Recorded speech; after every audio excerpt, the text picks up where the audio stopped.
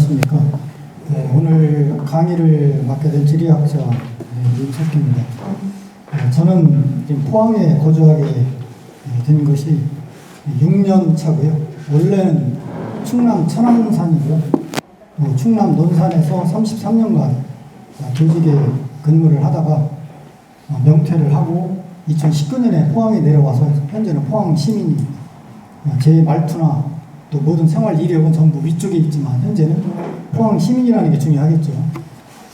포항은 저를 매료시킨 땅이기 때문에 저희 친한 친구들이 야, 너 미쳤냐, 60년을 넘게 여기 살다가 갑자기 물 설고 나서는 포항으로 간다니 굉장히 걱정이 많았었어요. 그런데 이제 제가 여기 와서 많은 활동을 하고 활발하게 제2의 인생을 살아가는 걸 보면서 지금은 이제 잘했다고 친구들도 칭찬을 하고 있습니다. 오늘은 포항 땅이 왜 저를 매료를 시켰는지, 주로 이제 그 내용, 또 현재 이제 제철 산업이 쓰러져 가고 있고 제철 산업 이후에 포항의 먹거리가 될 수 있는 것들이 뭐가 있을까?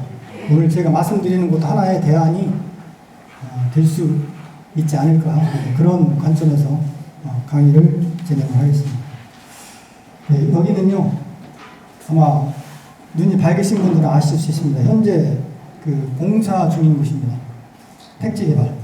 그래서 포항에 신생대체 3기 퇴적층이 이렇게 드러나 있어요. 물론 지금은 거의 다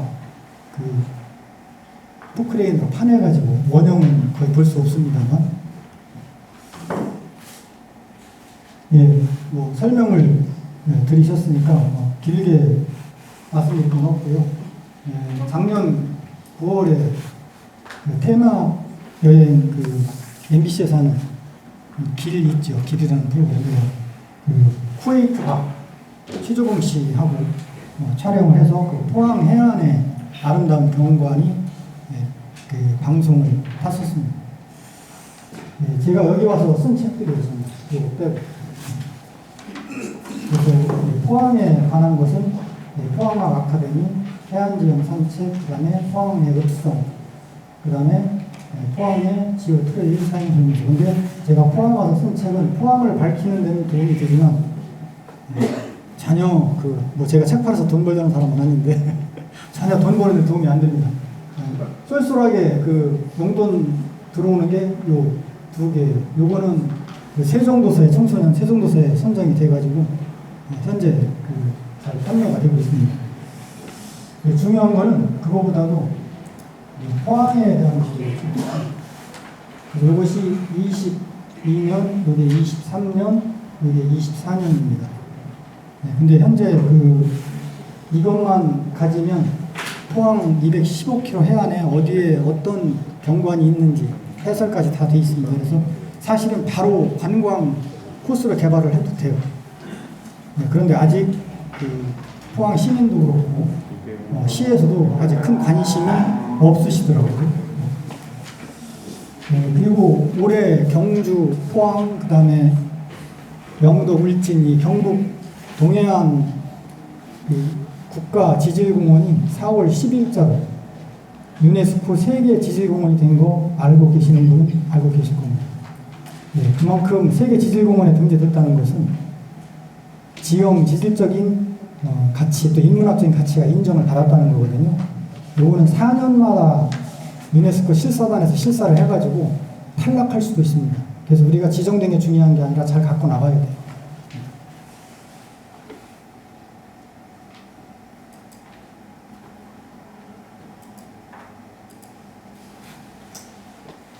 제가 하는 지리학이나 지오그라피나 또 지질공원의 중심에 있는 지올로지, 지질학이나 앞에 다 격도의 지오가 들어갑니다. 그래서 여기서 지오는 굉장히 넓은 의미를 갖고 있는데 지리학, 지질학, 그다음에 지형학 이런 것들이 다 땅에 관련된 과학은 다 포함됩니다.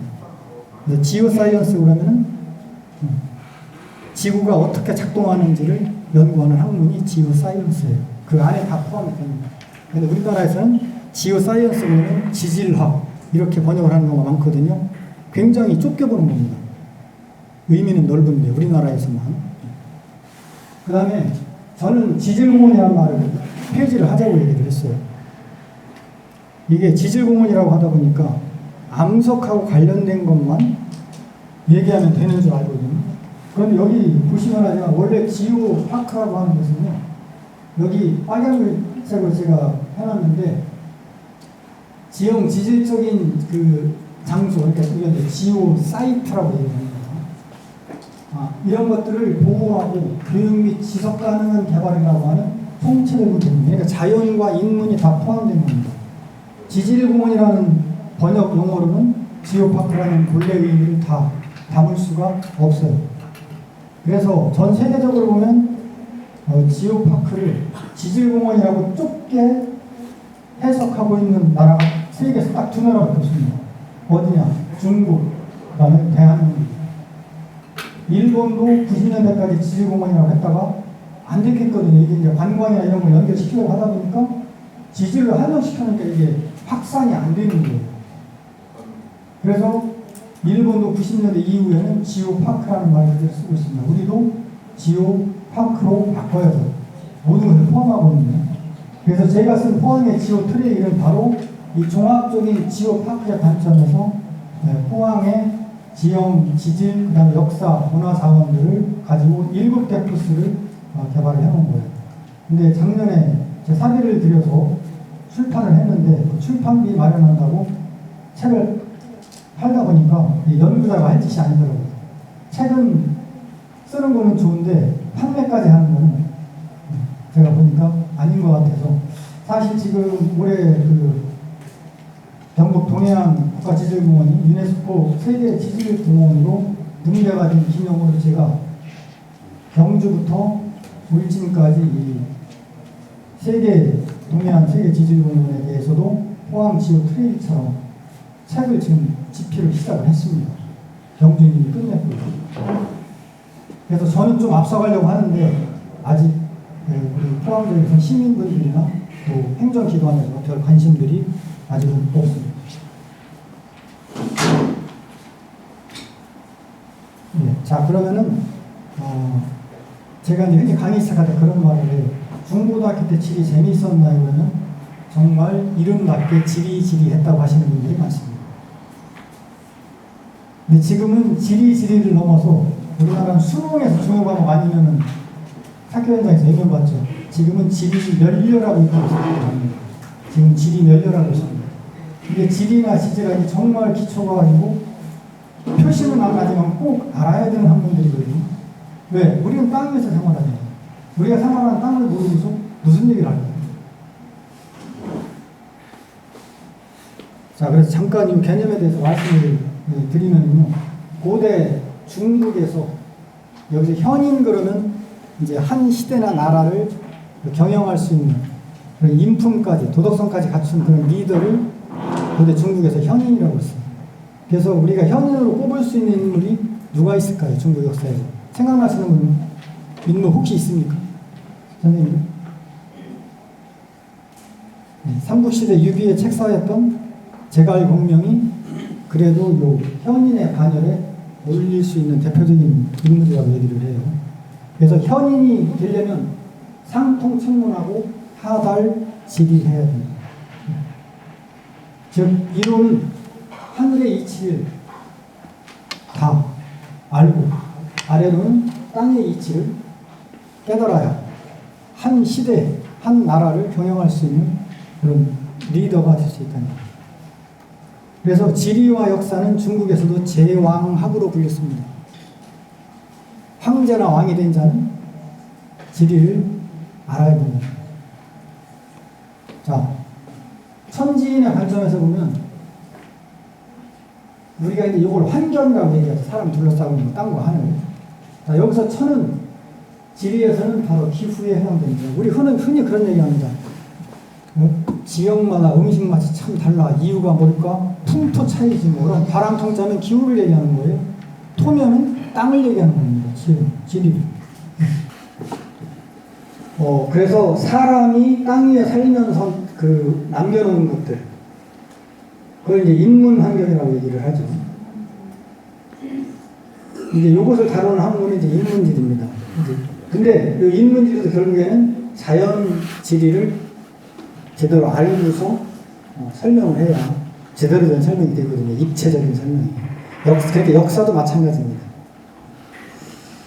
자, 그러면은 이 천지인 삼자가 어떻게 묶여 있느냐?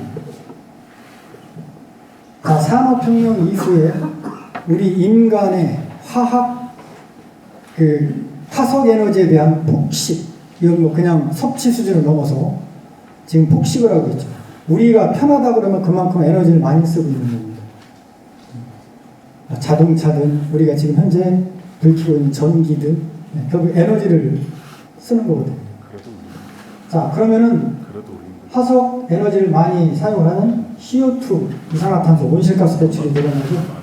그러면은 결국 이 온실가스가 지구 표면에 발생한 열이 우주로 뻗어나가는 것을 막습니다. 마치 지구를 비닐하우스에 놓는 것처럼 지구의 온도가 올라가죠. 이게 지구온난화예요. 그러면은 올 3월, 4월 우리나라 봄 날씨가 아니었죠. 기온이 20몇 도까지 올라갔다가 어느 날은 겨울 날씨처럼 기온이 떨어졌다가 완전 널뛰기를 했거든요. 이런 이상 기후 현상이죠.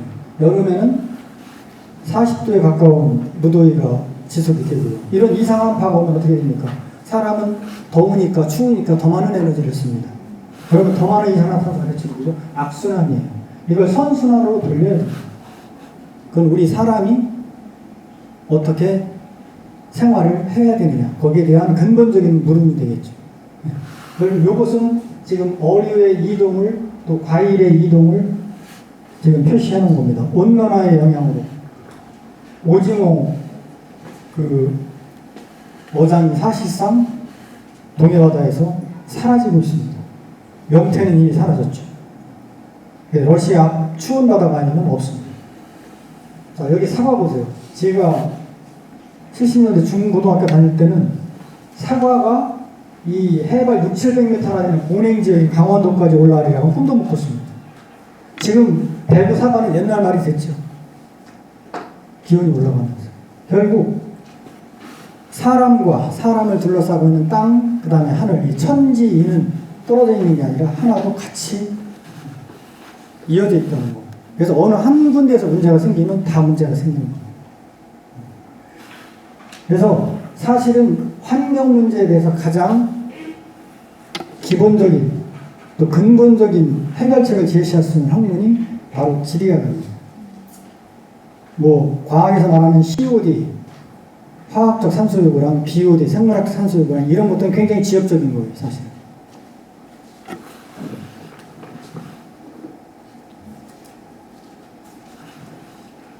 그 다음에 오늘날 선진국이라고 하는 나라들 보세요.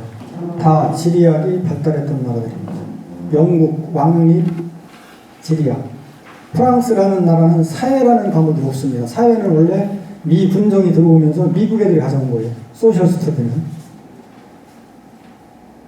지리학이 강한 프랑스 같은 경우에는 딱 두 과목의 역사와 지리밖에 없습니다. 그 안에서 정치, 경제, 사회, 물론 대학 들어가면 정치, 경제, 사회 법이 있지만 중고등학교에서는 그런 과목이 없어요. 물론 과거에 좀 못된 짓을 한 나라들입니다. 제국주의를 했던 나라들이죠. 비판적으로 보면 자기들이 정복한 식민지에서 뭔가를 갖고 와야 될 거 아니에요. 근데 그 식민지 땅에 뭐가 있는지 알아야, 어디에 박혀 있는지 알아야 갖고 올 거 아닙니까? 갖다 쓸 수 있죠. 그러니까 지리학이 발달한 거예요. 자, 강의는 젊은 바다 동해, 그 다음에 해양도시 포항, 또 동해안 최대의 영일만, 또 요게 이제 핵심이 되겠습니다. 그 다음에 요런 포항 땅이 그 포항 지역 사람들의 역사와 삶에 어떤 영향을 주는지. 제가 강조하는 것은 그냥 맛없는 딱딱한 지형 얘기만 하면 재미가 없어요. 그 지형이 그럼 우리한테 무슨 영향을 줬니? 거기까지 가야 진짜 지리학이라고 생각을 하거든요. 근데 소위 강단에 있는 지리학자분들은 대부분 자기 전문 분야만 하다 보니까 여기서 끝입니다. 여기서 끝이에요. 재미 하나도 없어요. 맨날 뭐 선상지가 어떻고 뭐 분지가 어떻고 얘기는 하는데 저는 여기까지. 자, 무슨 땅을 보고서 젊다고 하니까 이거 웃기잖아요. 100년도 못 사는 인간인데 그 포항 땅이 젊다는데 나이가 얼마나 되니? 저한테 물으면 예, 대략 뭐 한 2천만 살 됐습니다. 2천만 살 됐다니 왜 젊어? 이제 지금부터 제 강의를 들으시면서는요, 타임스케일을 사람의 수명에 맞추지 마시고 46억 살 먹은 지구에 맞추세요. 그래야 젊다, 어리다, 늙었다는 얘기가 됩니다. 자, 46억 살 지구 나이에 비하면요, 포항 땅은 이거는 젊은 게 아니라 신생아입니다. 응애입니다. 응애. 동주다 46억 살고 지구에서 2천만 살이면 얼마나 되겠습니까? 눈 깜짝 할 거보다 조금 길긴 하겠네요.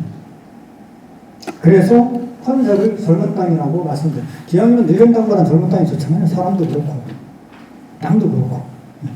그래서 젊은 땅이라는 말에서 에너지가 나오지 않습니까? 실제 그래서 포항 땅에 에너지가 많습니다. 뒤에 나오겠지만 땅이 뜨거워요. 자, 물론 포항 땅을, 젊은 땅 포항을 만든 것은 일본과 붙어있던, 한반도와 붙어있던 일본이 갈라지면서 그 자리에 동해바다가 탄생한 그런 지질학적인 이벤트 때문입니다.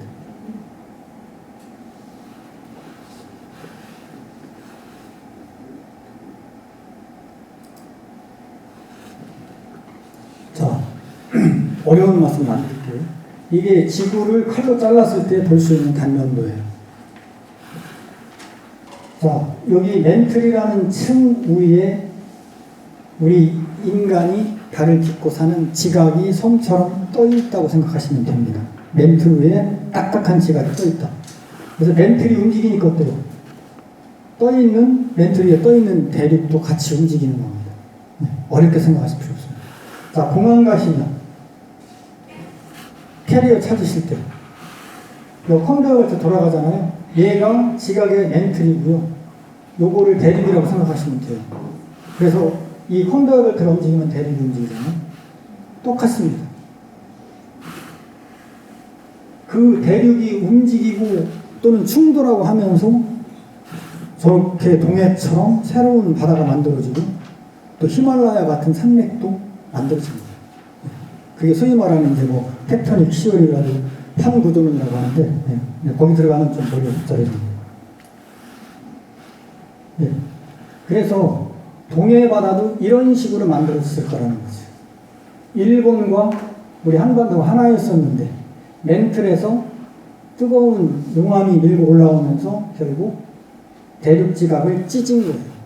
그 찢은 자리에 물이 들어오니까 바다가 되는 거예요.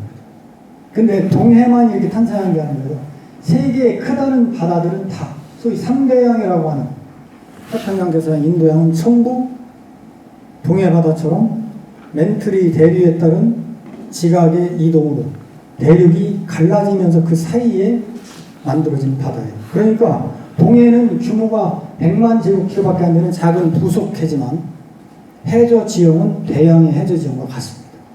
그래서 먼 바다로 나가지 않아도 동해바다 해저만 연구해도 태평양, 대서양 같은 그런 큰 바다밑을 연구하는 것과 큰 차이가 나지 않습니다. 우리는 대단한 바다를 끼고 있는 거예요. 동해바다 자체가. 그래서 뭐 한 2억 년 전에는 6대륙이 뭉쳐 있었대요. 그런데 멘틀의 대류에 의해서 그 위에 떠있던 대륙 지각이 움직이면서 이렇게 현재 6개 대륙으로 갈라졌다고 얘기를 하거든요. 그래서 동해는 신생대 제3기 새로 탄생한 젊은 바다. 2천만 살밖에 먹지 않은 아주 젊은 바다. 바로 그 동해가 열릴 때 뭐 말은 간단하게 제가 했지만 그 지각이 찢어지고 갈라지는 그 힘이라고 하는 게 우리가 상상할 수 없는 거잖아요. 이쪽 포항도 같이 땅이 갈라진 거예요. 그 갈라진 곳에 주변에서 토사가 들어와가지고 퇴적물이 쌓인 겁니다. 그 역사가 한 2천만 년밖에 안 되는 거예요. 제가 살았던 충청지방 같은 경우에는 원생대라고 그래가지고 약 15억 년 전에 변성합니다. 이게 단위가 비교가 안 되죠. 2천만 년하고 15억 년. 자, 그래서 그 동해바다는 대륙이 갈라져서 생긴 이런 대양들은 굉장히 수심이 깊거든요. 동해도 이렇게 수심이 깊고, 삼면이 바다가 그러니까 같은 바다라고 생각하시는데 전혀 아닙니다. 서해와 남해는 평균 수심이 이거밖에 안 돼요. 기본적으로 이 서해와 남해는 대륙지각입니다. 해양지각이 아닙니다. 그러니까 육지의 얕은 부분이 물에 침수된 거예요. 그래서 수심이 이렇게밖에 안 됩니다. 하지만 대륙이 갈라져서 만들어진 동해는 이렇게 깊어요. 그래서 바다도 포항이 짓고 있는 이 동해 바다도 서해나 남해하고는 전혀 다른 바다. 생기는 원인도 그렇고요. 해양의 특징도 그렇고요. 자, 그러면은 동해가 계속 지금 확장되고 있는 게 아닙니다. 지질학적 연구에는 대략 동해 확장은 1500만 년 전에 끝났고 대략 700만 년 전서부터 다시 일본이 대륙 쪽으로 가까워지고 있는, 즉 갈라지던 상황에서 다시 압축이 되고 있습니다. 즉 동해 바다가 좁아진다는 얘기죠. 자, 그러면 동해 바다가 사라질 수도 있다는 얘기죠. 근데 너무 걱정하지 마세요. 우리 세대에는 절대 못 보니까. 뭐 몇백만 년이나 1, 2천만 년 후에 얘기했죠. 동해가 다시 과거처럼 닫혀가지고 일본이 우리나라와 붙는 일을. 근데 분명히 그렇게 진행이 되고 있어요. 그것은 우리나라 포항을 비롯한 동해안이 융기하고 있다는 그런 증거들을 통해서 알 수 있는 거거든요. 자, 그러면 융기의 증거가 뭐냐? 현재 이제 연암동 그 화석산지라고 간판을 하나 세워놨는데 이 3기층에 보면 단층이 일으키는데요. 얘가 미처 딱딱하게 굳은 완전히 암석화된 돌이 아니에요. 왜? 불과 2천만 살밖에 아니다 보니까 완전히 딱딱한 돌로 굳기에는 지질학적인 시간이 너무 짧아요. 그래서 포항분들이 요거를 떡돌이라고 부르시더라고요. 돌도 아니고 그렇다고 흙도 아니고 그냥 비바람 맞게 한 3개월만 방치해두면 알아서 푸슬푸슬푸슬 다 흩어져서 흙이 됩니다. 근데 분명히 흙은 아니에요. 이름을 적절하게 붙여놓으신 것 같아요. 떡돌이라고 하신 거지. 그러다 보니까 단층이 서로 이렇게 어긋나다 보니까 어떻게 돼요? 딱딱한 것 같으면 그냥 깨지고 마는데 이게 상대적으로 보드라운 층이다 보니까 이렇게 끌려서 휘어진 겁니다. 이걸 우리가 이제 동해 지각이 한반도를 밀어붙이면서 동해안이 융기를 하는 그런 과정에서 만들어진 소위 말하는 역단층이라고 하는 그런 역단층 노두인데 물론 지금은 사라졌습니다. 이 지형 노두나 지질 노두는요 보존이 잘 안 돼요. 자연 상태에 그냥 방치되어 있기 때문에 화석이나 이런 거 수습을 하지만 이런 거 수습을 할 수가 없잖아요. 그래서 동해 바다는 현재 다시 오므라들면서 그 반작용으로 한반도 동해안이 융기하고 있다. 이렇게 이해를 하시면 될 것 같습니다. 하여튼 그 포항이 끼고 있는 동해 바다조차도 절른 바다라는 거. 태평양이 대략 한 생긴 지가 5억 8천만 년 정도 됐거든요. 대서양이 한 1억 8천만 년 됐고요. 그러니까 2천만 살 먹은 동해는 진짜 대륙에 갈라진 바다 중에서도 아주 나이가 어리죠. 자, 그 다음에 이 해양도시 포항이 아니면 생각할 수 없는 것들이 몇 가지 있습니다. 아주 그 신라의 그 설화로 전해지고 있는 연호랑과 세월호 전설. 이것도 포항이 해양도시이기 때문에 나온 얘기죠. 경주 같으면 나올 수가 없죠. 내륙이면. 그 다음에 포항이 대략 역사적으로 보면 세 차례의 그 성장 발판이 되는 사건이 있었는데요. 첫 번째가 포항 창진이에요. 두 번째가 부조장하고 일제강점기에 그 포항을 동해안 중심 항구로 일제가 개발을 하죠. 그 다음에 세 번째가 1968년 포항 제철 입지예요. 이렇게 포항이 현재와 같은 50만 도시로 성장하는 과정에서 세 번의 그런 그 이벤트가 있었습니다. 자, 그 첫 번째 포항이라는 이름이 나온 이 포항 창진.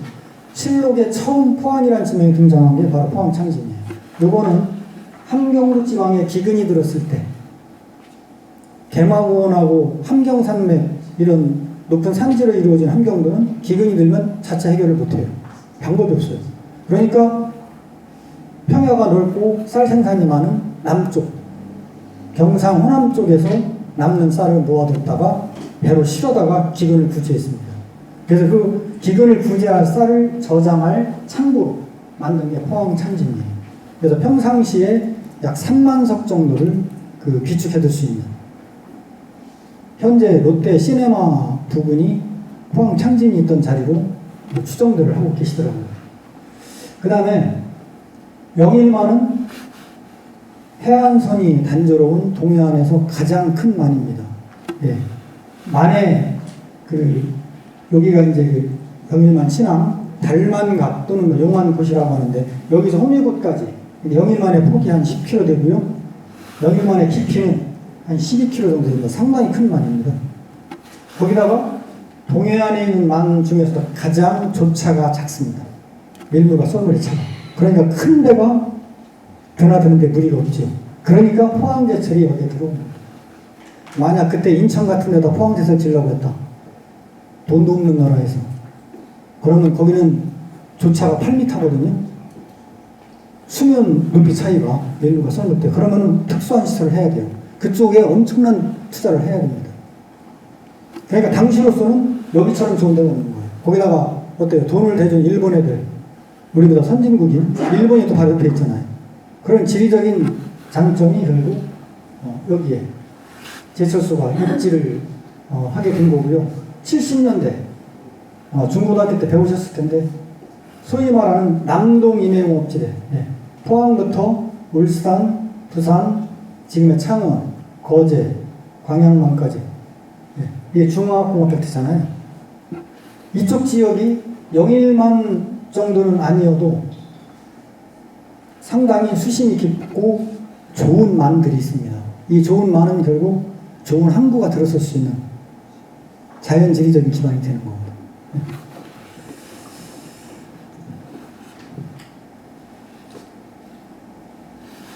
자, 그러면은 본격적으로 젊은 땅 포항에 대해서 말씀을 드리겠습니다. 요거는 제가 작년 2월에 캔 거예요. 여기서 마치 참나무 잎을 복사기에 복사한 것 같습니다.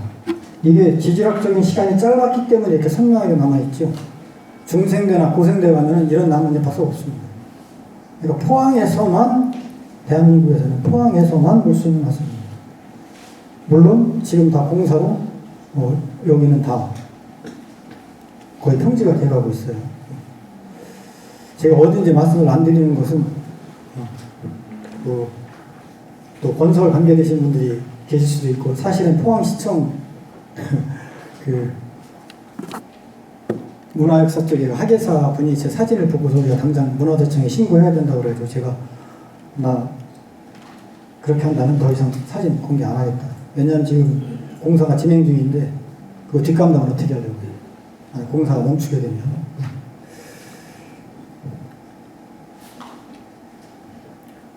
자, 이게 우리나라의 지질 구조인데요.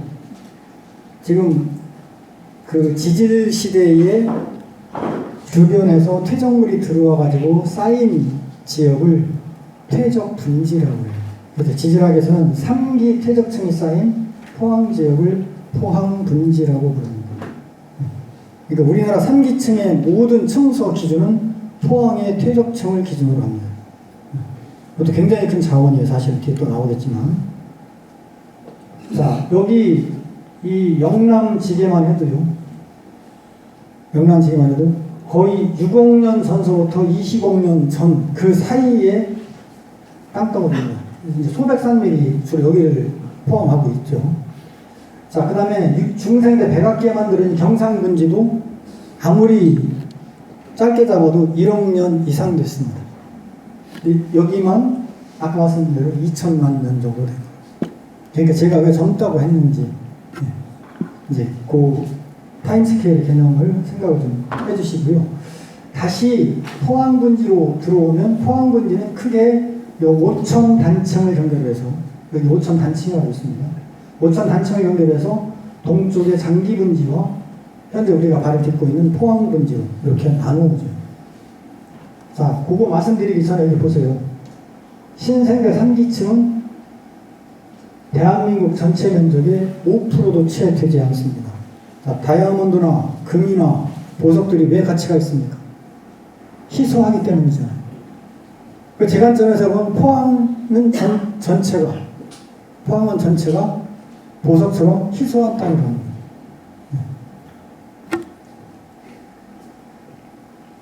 자, 두 분지에 조금 차이가 있는데요. 얘가 조금 형이에요. 얘가 그 신생대 마이오스의 초기, 요거는 초기를 조금 지나서 만들어진 거거든요.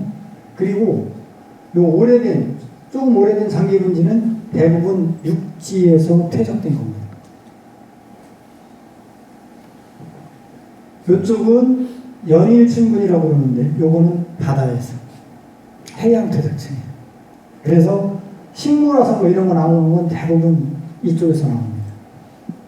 그렇다고 해서 여기도 없는 건 아니 있어요. 금강동층 같은 경우에 금강리 동해는 금강동층에서는 이제 그 나뭇잎 화석도 나오고 현재 그 문화재청 지하 수장고에 보관되어 있는 그 우리나라 최대의 나무 화석 그것도 이쪽 나오긴 했는데 생물 화석은 여기가 훨씬 더 풍부합니다. 연일층분.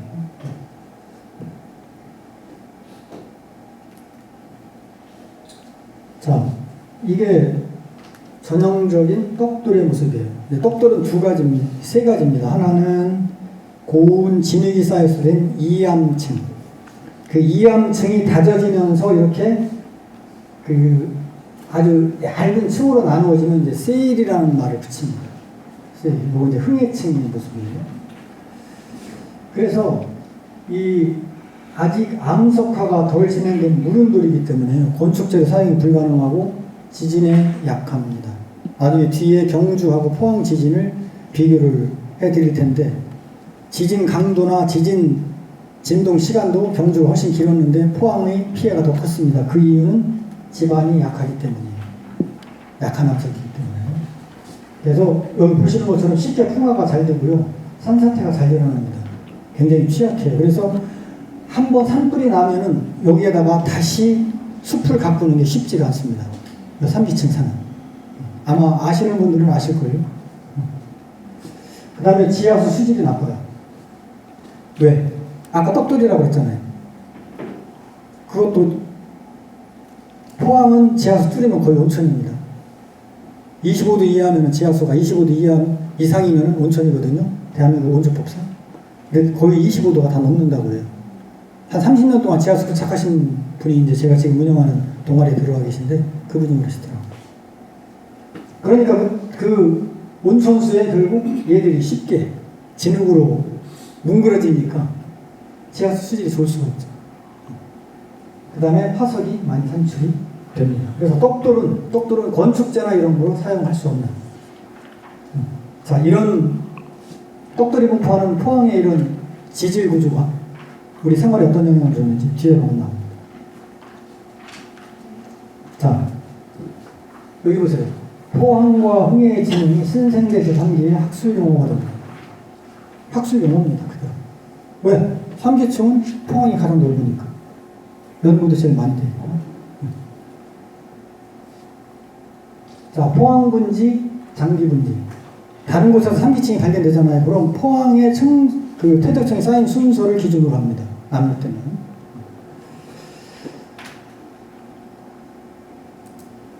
원래 분지라는 개념은 주변보다 낮은 땅을 분지라고 그러거든요. 산으로 둘러싸인 들판. 영천이라든지 대구라든지. 자, 동해가 갈라질 때 포항 땅도 갈라졌다고 그랬죠. 예. 그 자리에 뭐 자갈층, 모래층, 뭐 진흙층 이런 식으로 시루떡처럼 퇴적층 쌓인 거예요. 그 자갈층, 뭐 모래층 이런 그 각각의 퇴적층들을 우리가 층리라고 얘기를 합니다. 그래서 아까 보셨던 그 사진이 바로 이런 실제 이제 층리의 모습이에요. 그 다음에 여기 3기 연일층분, 흥해층, 합전층, 특히 화석이 많이 나오는 게 이동층이거든요. 이동이 이동 아시잖아요. 이동. 시청 있는. 네. 그다음에 두 층. 여기는 지금 다 시멘트를 발라가지고 해안도로 확장하면서 화석산지가 다 덮였죠. 자, 그러면은 진짜 다른 지역에서 이동층이라고 부르는지, 이제 제가 지금 아까 그 동해안 지질공원 책을 쓰고 있다고 그랬죠. 그러면서 만든 일부 자료인데, 여기 영해입니다. 영도. 요 영해에 철암산에 화석산지가 있거든요. 근데 여기 보세요. 신생대 연일층군 이동층이라고 되어 있죠. 그러니까 3기층에 부여되는 퇴적층의 이름이라든지 층에 쌓인 순서라든지 이런 학술 용어들이 전부 포항의 지명이 그대로 따라가는 거예요. 굉장히 큰 자원입니다. 이거 사실은. 우리가 관심을 안 가져서 그렇지. 켰으니까 보여드려야죠. 이게 주로 이제 굴을 중심으로 한 조개류 화석이 많습니다. 이게 이제 굴 화석의 모습이에요.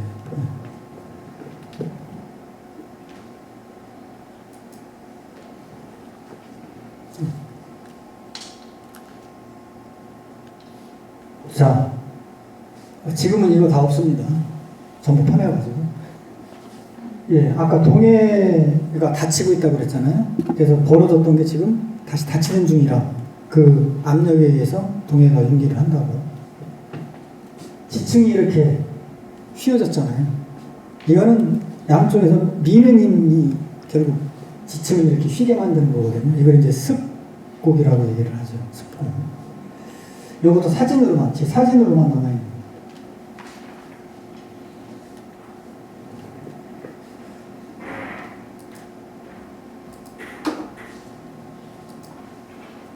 네, 조금 이제 근접해서 이건 진흙이 묻어서 된 세1층, 자갈이 섞여 있는 여감층, 세1층. 이 노란 거는 3층이에요. 모래거든요.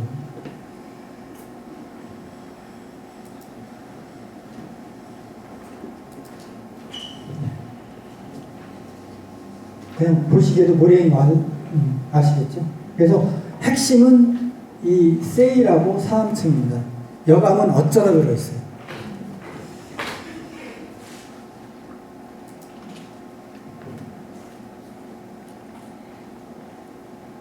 자, 연일층은 이동층의 그 조개 화석입니다. 제가 작년 2월 한 4주 정도 다니면서 이제 채취를 한 건데, 아까 떡돌이라고 그랬잖아요. 거의 90%는 사진입니다. 보존이 안 돼요. 특수 처리를 하기 전에. 그래서 보면은 굉장히 다양한 조개류. 요거는 고동이에요, 고동. 그 다음에 가리비도 있고요. 요거는 아마 갑각류 같습니다, 개 같은. 그래서 제가 고생물학, 지질학중에서도 고생물학을 전공했더라면 좀 분류를 하고 했을 텐데, 일단 저쪽 공사가 다 완공이 되고 나면 그때 이제 고생물학 하시는 분에게 사진을 드리려고 해요. 저는 제가 하지 못하는 거 이렇게 끌어안고 있는 그런 욕심은 없거든요. 예, 이것도 역시 조개 화석인데 입체죠, 입체. 3D인데 실제 이렇게 되어 있습니다. 이렇게 찍힌 거예요.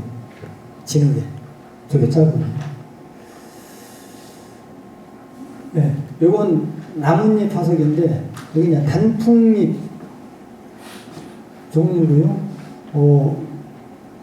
요거는 플라타나스나 뭐 이런 종류 같은데, 제가 말씀드린 대로 전공자가 아니기 때문에, 요거는 나무 껍질 화석입니다. 정말 아까웠어요. 이거는 탄소 떼내가지고 사실 그 정밀하게 검사를 하면 이 퇴적층이 쌓인 연대도 사실은 연도도 훨씬 정확하게 밝힐 수 있는 자료거든요. 물론 마른 채로 저희 집에 있습니다. 나중에 이제 다 제공을 하려고 그러거든요. 요거 뭐 같으세요?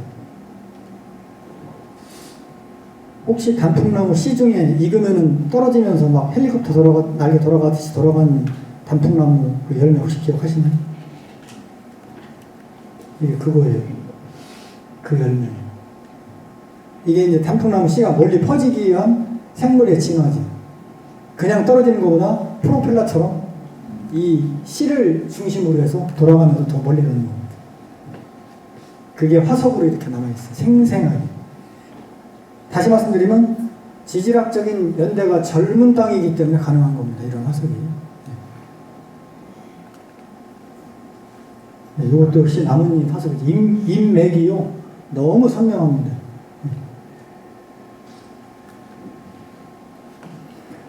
요거는 이제 장기층, 그 연일층보다 조금 오래된 장기층에서 발견된 나무 화석들이에요. 그래서 여기 보면 이제 자작나무는 추운 기후지대의 대표적인 화렵수죠. 네. 냉대 기후에서 자라는 화렵수가 자작나무인데 굉장히 참 좋은 나무죠. 이 나무가 땅에도 좋고 생태적으로도 좋고. 자, 그 다음에 참나무, 그 다음에 단풍나무, 그 다음에 메타세콰이어가 나왔다는 얘기는 또 지금보다 따뜻했다는 얘기예요.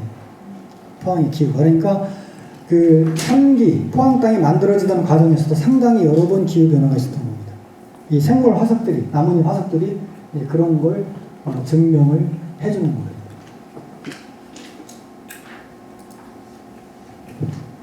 예, 요 금강릉 층 천연기념물로 지정이 됐거든요. 근데 해병대가 이렇게 안고 있어가지고요. 저 같은 연구자도 못 들어갑니다. 허락을 받기 전에. 좀 답답하더라고요.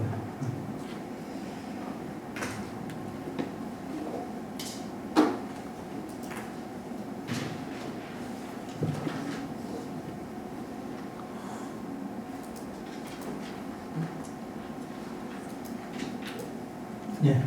여기에 금강동층 천연기념물 지정된 나무화석에 보존된 모습입니다.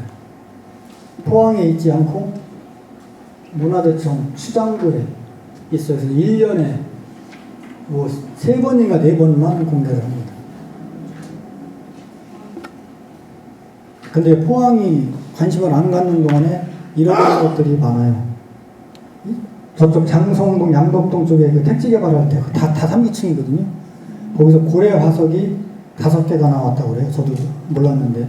그 중에 3개가 지금 광주 과학관이나 자연사 박물관에 가 있습니다. 정몽주 선생은 영천에서 뺏어갔죠. 이런 자연 자원이나 이런 것들이 우리가 관심을 안 갖는 사이에 사라지고 있어요. 포항 국립전문과학관이 2028년 완공 예정인데 거기에 화석을 넣는다면 포항 걸 넣어야 되지 않겠습니까? 근데 넣을 게 있을지 모르겠습니다. 제가 그 절에 스님 뵈러 갔다가 그 절에 공사를 하면서 나온 3기층 나무 화석을 이제 제가 스님한테 말씀드려가지고 이거 기증을 하셔야 된다. 필요하시면 뭐 돈이라도 들여서라도 확보를 해야 돼요. 근데 모르겠습니다. 워낙 연세가 지금 많으셔가지고 그때까지 살아 계실지. 네, 요거는 블루베리 산당 지금은 없습니다. 작년 11월에 이거 또 옮겼어요. 보존 처리를 하기 위해서. 근데 포항에서 발견된 큰 나무 화석의 특징들이 있습니다. 뭐냐면요, 3부분으로 되어 있어요. 진짜 화석이 된 부분이 있고, 그 다음에 숯처럼 탄화된 부분, 아직도 쌩쌩하게 나무의 그 섬유질이 그대로 살아있는 3부분. 이거 무슨 얘기냐면 젊은 땅이기 때문에 지질학적인 시간이 짧아서 미처 도울이 되지 못한 거예요. 그래서 포항에서 발견되는 나무 화석은 다 그렇습니다. 지금 장미 모포리 해안에 널려있는 나무 화석도 마찬가지예요. 이 포항이 진짜 보물단지들이 많거든요.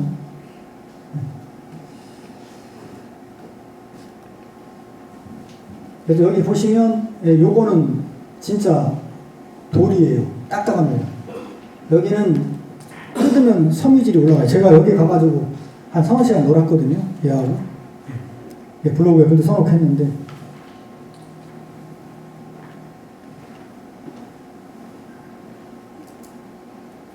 네. 나무다. 내가 얘기하고 있죠. 여기는 돌이 귀화된 부분이거든요. 아주 나뭇결이 선명하죠. 이거 이제 포항과 아니에요. 문화재청이 가져갔기 때문에. 모르겠습니다. 나중에 연구임대로 포항 전문과학관을 옮길 수 있을지는 그건 이제 이제 과학관의 이제 역량에 달렸겠죠. 뜯으면은 섬유질이 뜯어져요.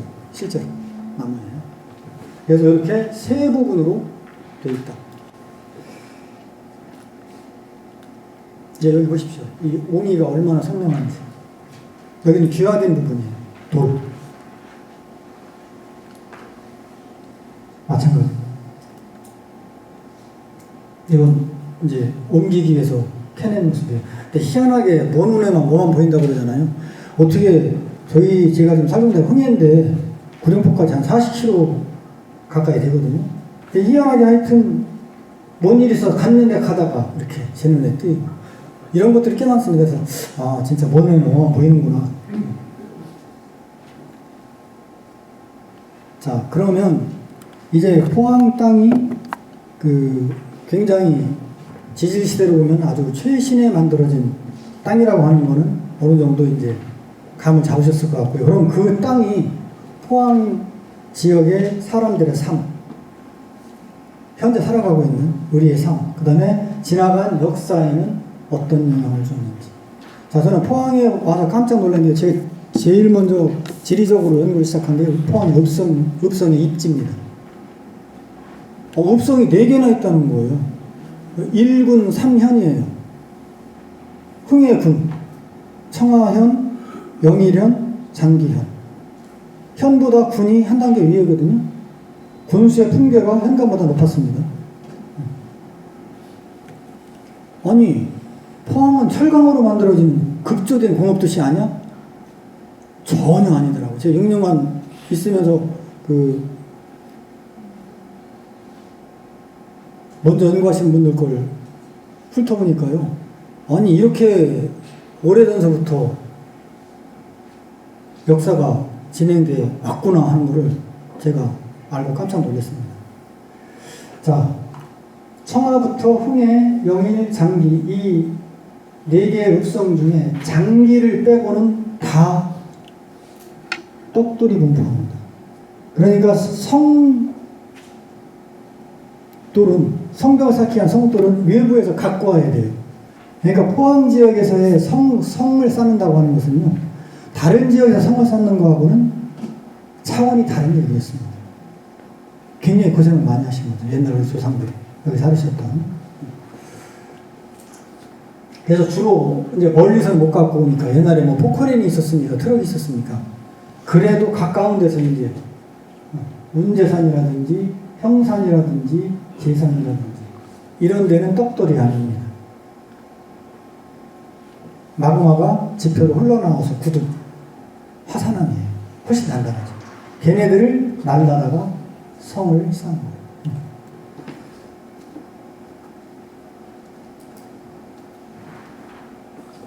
이제 흥해 쪽인데요. 이거 갖고 성돌을 쌓을 수 없다는 건 뭐 삼척 동자라도 알 수 있습니다. 여기가 어디냐는 소위 말하는 조선시대 곡강이라고 불렸던 그 곡강이 시작되는 구간이에요. 이게 서원산이라고 해요. 이쪽에 서원이 있기 때문에.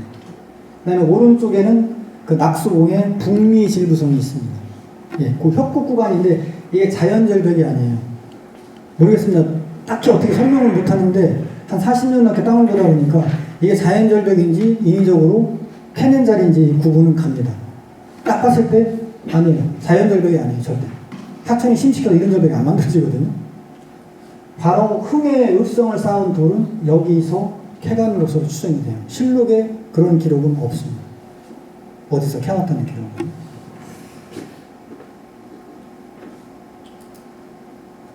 여기 그 1390년대 이승인이라고 하는 고려 말의 문신이 지금의 영일현, 여기서 말하는 읍성은 제철동이라고 부르는 장흥동이 있죠. 지금 흔적도 없습니다. 칠성천 옆에 거기에 쌓았던 성으로 이제 추정을 하고 있거든요. 여기 보면은 형산에서 돌을 떠서 날라다가 성을 쌓으니 개인 문집에 남아있는 기록이에요. 그래서 포항 지역에서의 그 읍성, 축성이 떡돌 때문에 외부에서 단단한 돌을 실어다가 쌓았다라고 합니다. 결국 우리 발길에 채이는 돌이 아무것도 아닌 것 같지만 직접적으로 우리 삶에 영향을 주어왔고 주고 있는 거예요. 요거는 이제 영일읍성인데 제가 쓴 책에 나와 있는 내용이고요. 요거는 이제 읍성 흔적을 지금 표시를 하는 겁니다. 이제 여기도 3기층이거든요. 떡돌. 그래서 이 동문이 있던 자리로 추정이 되는, 지금 가시다 보면 이거 못 보고 그냥 지나갑니다. 남송일이 그 마을 회관하고요, 뒤에 민가하고 사이에 남아 있습니다. 그대로 읍성 쌓았을 당시의 모습이라고 생각이 돼요. 완벽하게 남아 있습니다. 자, 이 화산암들은 이렇게 전리가 가 있어서 딱딱 떨어지기 때문에 단단하고 성돌로 쓰기에 훨씬 유리하죠. 그러니까 이 화산암산의 돌들을 날라다가 이렇게 성을 쌓습니다. 요거는 이제 흥의 읍성의 모습인데, 이것도 제가 쓴 읍성 책에 나와 있고요. 요거는 성의 흔적이 남아있는 부분을 제가 표시를 해놓은, 그냥 가서 보면 알 수 있어요. 떡돌이 아니거든요. 그럼 성돌이에요. 흥의 읍성돌. 네, 아까 말씀드렸던 이 서원산이라고 하는 그 곡강 옆에 인위적인 절벽입니다. 요런 식으로, 여기 이제 흥해시장 옆에 요렇게 고개를 들고 담을 보면은 이렇게 있어요. 가장 완벽하게 흥해 읍성의 원형이라고 생각되는 것이 민가 안에 있습니다. 이쪽이 흥해시장이에요. 이 안쪽이. 그 다음에 요게 이제 그 영일민속박물관 있는 옛날 그 흥해 군수가 내인홍하던 그 동원 있죠. 그 제남원이거든요. 동원의 이름이. 그 서쪽 성벽의 모습입니다. 자, 제가 무척 화가 났던 거. 이게 지금 똑같은 구간을 도로를 3차선으로 확장하면서 지표조사하고 전문가 상문을 받아서 이게 복원된 흥의 읍성이에요. 이해가 가십니까? 이거 보세요. 읍성돌은요, 무게를 견뎌야 되기 때문에 밑에가 가장 크고 튼튼합니다. 위로 갈수록 성돌의 크기가 작아져요. 그건 기본 상식이겠죠. 건축가가 아니더라도. 근데 이거 보세요. 이게 무슨 전원주택 돌담도 아니고. 근데 미치는 거는 이게 전문가 자문을 받았대요. 그래서 저도 그 국립과학관 건립 때문에 재작년하고 작년에 그 전문가 자문회의에 들어갔었는데요. 대한민국은 전문가가 필요 없는 나라입니다. 거기까지만 말씀드릴게요. 요거는 청하예요. 청하 읍성도 복원을 할 수 있을 만큼 흔적들이 선명하게 남아 있습니다. 더군다나 이거는 뭐 정선이 또 그림으로 남겨놨잖아요. 진경 산수하고. 그 청하 면 소재지에서 월포 쪽으로 가다 보면 오른쪽으로 용산이라고 있습니다. 근데 이 절벽들이 자연스럽지 않아요. 실제 청하 읍성하고 직선 거리로 한 1km밖에 떨어져 있지 않습니다. 그래서 아마 이쪽 용산의 화산암을 날라다가 청하현의 읍성도 쌓은 것으로 그렇게 추정을 해볼 수가 있습니다. 이게 청하 읍성, 제가 이제 좋은 것만 찍은 거예요. 이게 면사무소 뒤에 읍성돌 남아있는 거고요. 요거는 청하 초등학교 동쪽 담장. 여기는 거의 원형이 남아있습니다. 그래, 그 기청산 식물원 이사무 원장님 이제 하고 식사도 하고 있습니다. 그분한테 여쭤봤어요. 이거 어떻게 된 겁니까? 그랬더니 빙긋이 웃으시더니 새마을운동한테 많이 없앴어? 그러니까 일본 애들만 파괴한 건 아니에요. 우리 손으로도 파괴한 게 많습니다. 저는 제일 아까운 게 장기천변에 심었던 홍수 방지림이에요. 한 10만 평에 달았다는데 300~400년 묵은 화렵수고 70년대 그 농토 확장을 하면서 다 베어버리고 제방을 쌓고 현재 숲의 일부가 장기중학교에 남아있습니다. 아마 그게 있었으면 우리나라 홍수 방지림 중에는 상주의 함양의 상림보다도 더 규모가 크고 아마 전국적인 농소가 됐을 거예요. 근데 그때는 새끼 밥 해결하는 게 먼저였으니까 그 시대에 다 같이 70년대를 살으시는 분들이 대부분이지만 그 시대의 잣대를 지금 우리가 생각으로 이제 단정을 하면 안 되죠. 그때 사정이 있었으니까.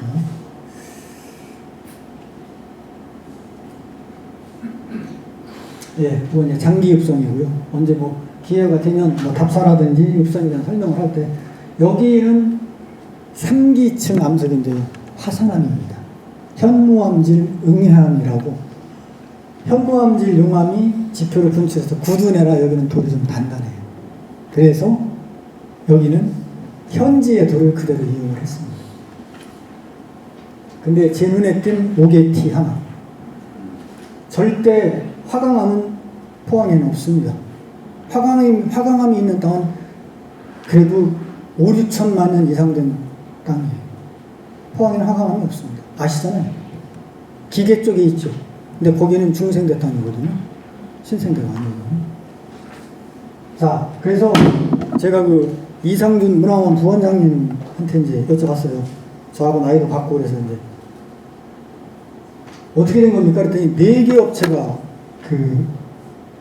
읍성 보건공사에 동원이 됐는데 그 중에 여기는 충주 업체가 맡았대요. 충주는 화강암 분지거든요.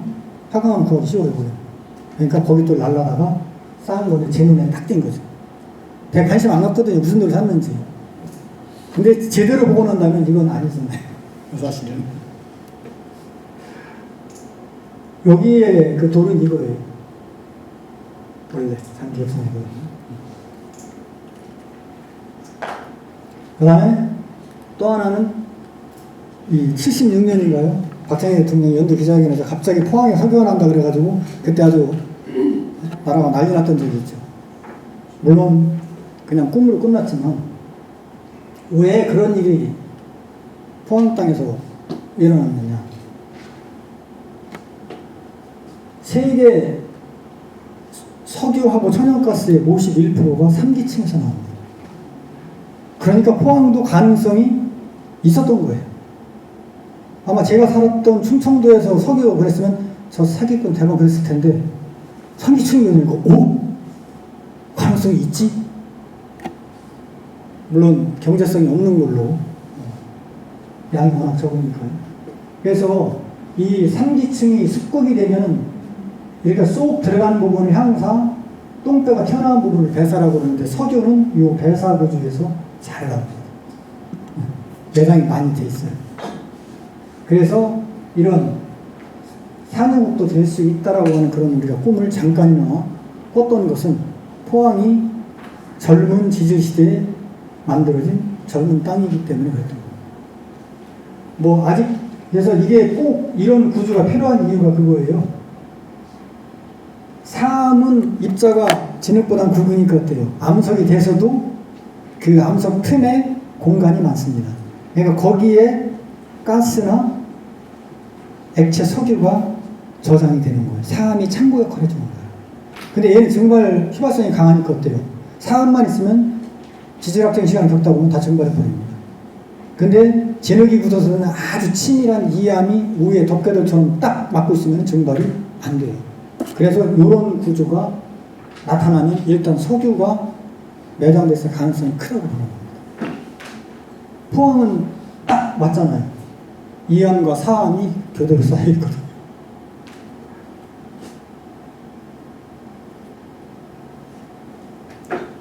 자, 73년, 78년 두 차례 석유 파동이 왔죠.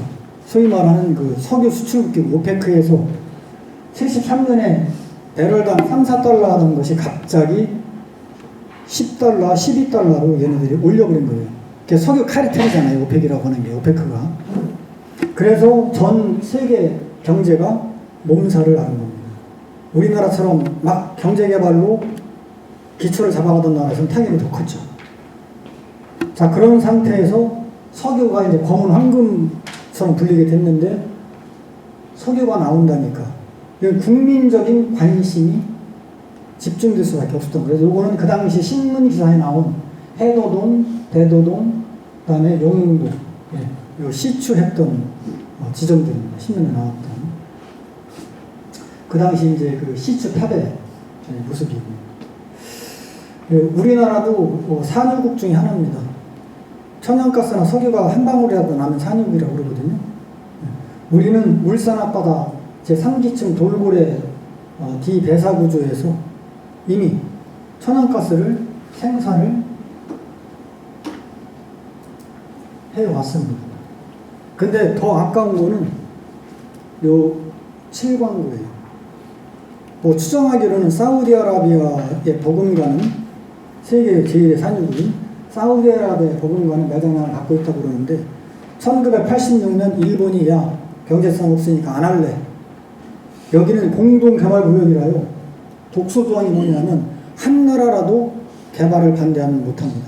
둘이 입이 맞아야 의견이 맞아야 할 수 있어요. 근데 일본이 돌연 포기를 했거든요. 그리고 이제 유엔 그 해양법이 바뀌게 되면 이 칠광구를 통째로 일본에 뺏길지도 모릅니다.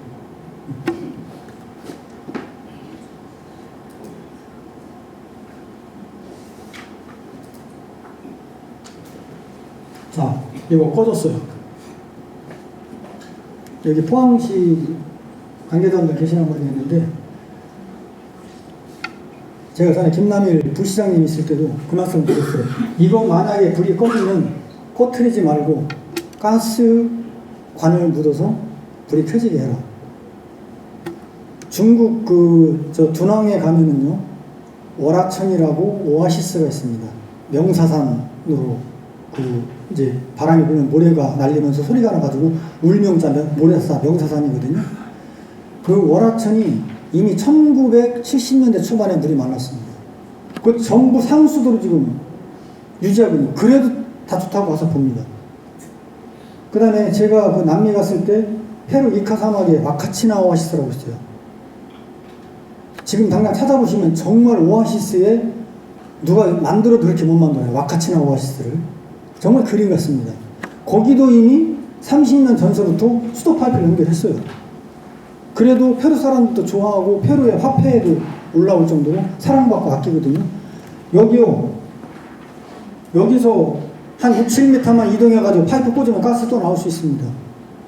사기가 아니에요. 이거 그냥 인공적으로 불을 뗀다고 해도 사기가 아닙니다. 야, 또 시찰랑 돈 많이 들어서 우리 그냥 가스 갖다 댔어. 누가 물어볼 거예요? 누가 물어보지도 않습니다.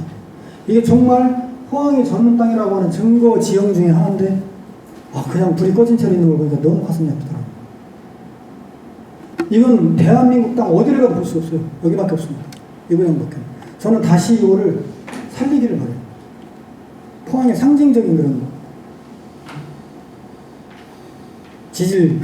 지형 기념물인데 이걸 이렇게 그냥 혼신짝 버리듯이 가스비가 얼마나 들어가는지 모르겠지만 그래서 이제 경제성이 없어서 가스 채굴은 불가능합니다. 사실 매장이 돼 있다고 해서 다 캐낼 수 있는 건 아니니까요. 요거는 현재 54년째 타고 있는 여기 그 투르크메니스탄이라고 하는 나라가 있어요. 중앙아시아에. 여기가 석유와 천연가스 생산이 많은 나라거든요. 여기에 저 대통령 녀석이 김일성이 그대로 벤치마킹 해내잖아요. 그래서 막 우상화하고 지를. 요 우즈베키스탄에서 이제 요거 사람이 결국 한 거예요.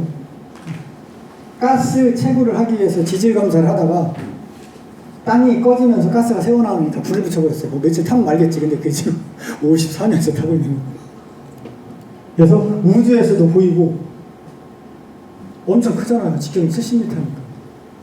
그래서 이제 막 이름을 참 지옥의 문이라고 게이트 투 헬이라고 이렇게 붙여놨어요.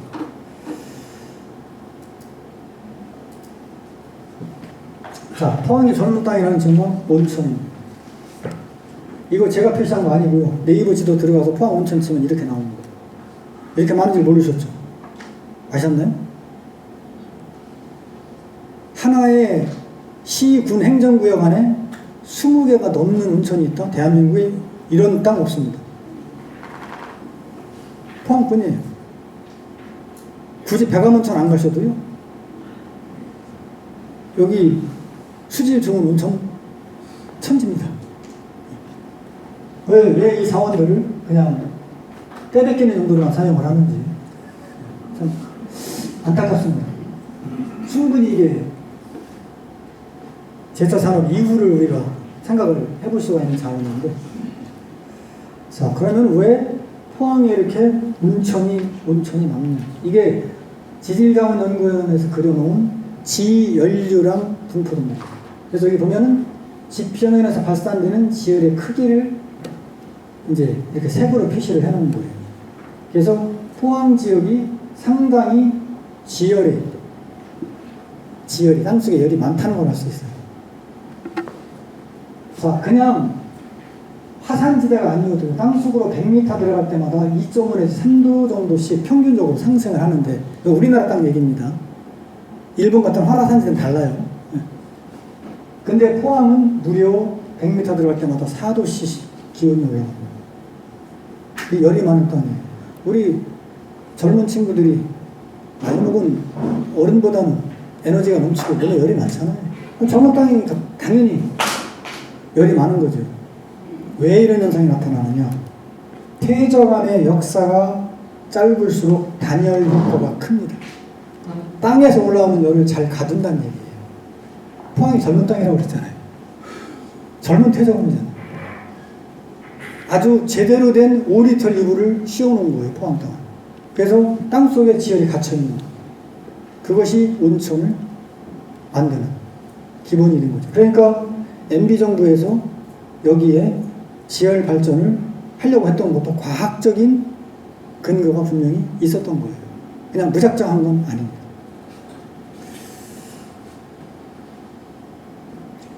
그럼 신광온천은 조금 다릅니다. 신광온천이 있는 곳은요, 그 양산 단층이라고 하는 거 아마 들어보셨을 겁니다. 경주 지진하고 포항 지진 때 영덕에서 낙동강 하구까지 200km에 걸친 우리나라 최대 단층이거든요. 양산 단층 위에 얹혀져 있는 온천입니다. 단층 때문에 만들어진 온천이에요. 여기는 젊은 땅이 아니에요. 중생대 화강암지대입니다. 적어도 7, 8천만 년 된 거예요. 포항 땅보다 4배나, 같은 포항시지만 포항 분지하고는 좀 다른 땅입니다.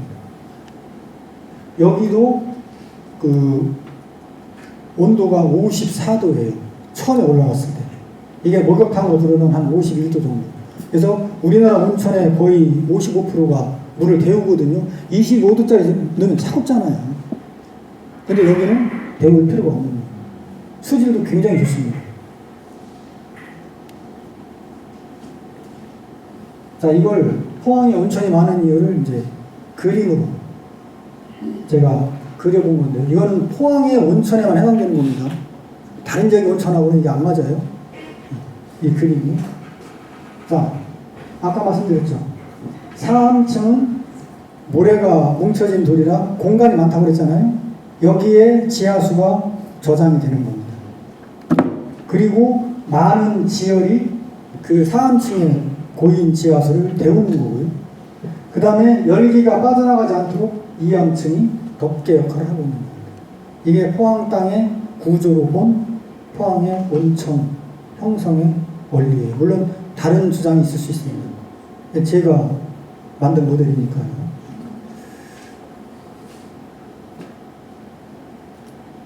그래서 온천도 포항의 중요한 미래 먹거리 중 하나다. 어떤 컨셉을 가지고 그것을 개발하느냐에 따라 달라지겠죠.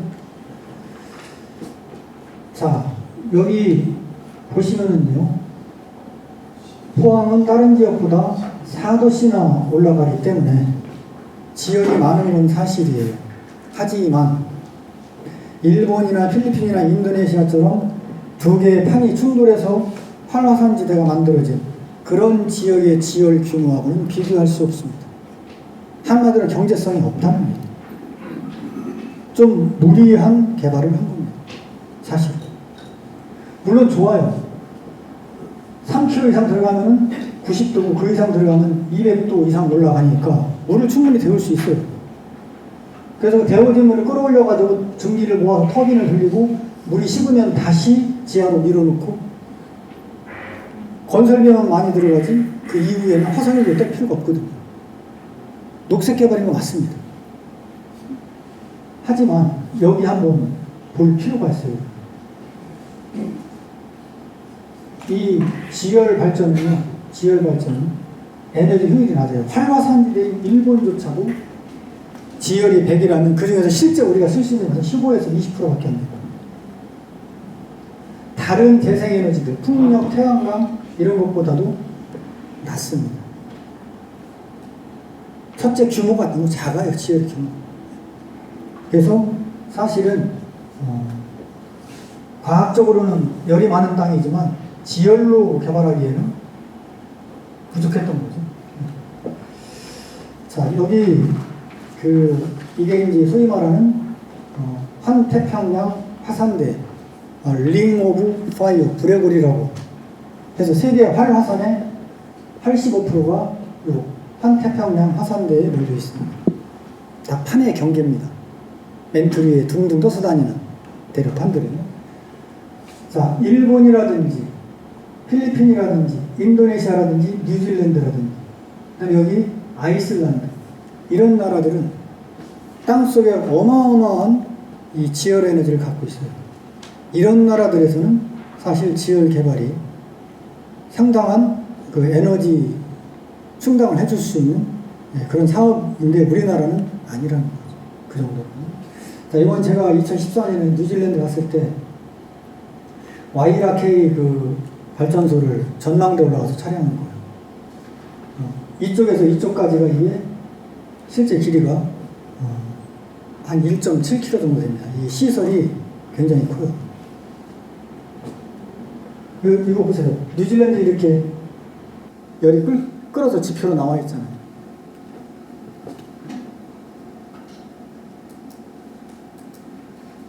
자, 그 다음에 포항은 촉발 지진이 났습니다.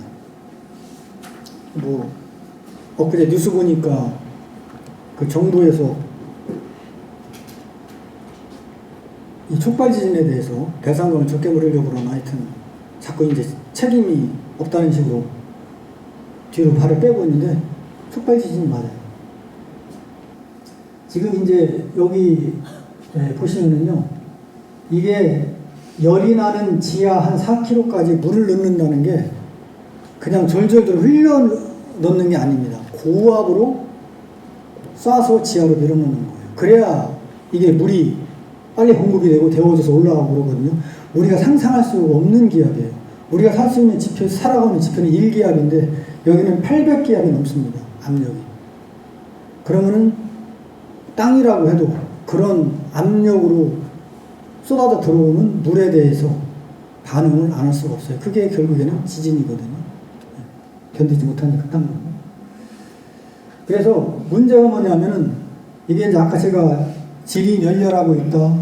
필요한 지질이 학교에서도 배우지 않는 학교들이 많고 기초적인 분야에 대한 연구도 전혀 안 돼 있고 단층 연구 경주 포항 지진 이후에 조금 진척이 되고 있습니다. 아직 멀었어요. 포항 땅에 얼마나 많은 그 단층들이 숨어 있는지 모릅니다. 자, 4km 뚫어서 꼽았는데 단층에 지뢰가신 포항 땅에 지열 파이프를 꽂고 거기다가 물을 밀어넣으면서 아주 작은 지진을 얘기해요. 미소 지진이라는 것은. 자, 그 발생 현황을 보면 촉발 지진이라는 건 누가 봐도 알 수 있는 겁니다. 자, 2015년부터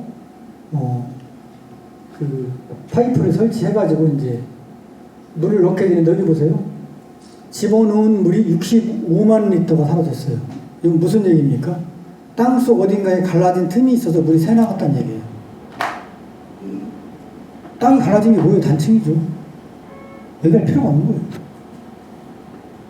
자, 여기 보세요. 몇 기압입니까? 892기압이 상상이 가십니까? 이 기압이라는 게.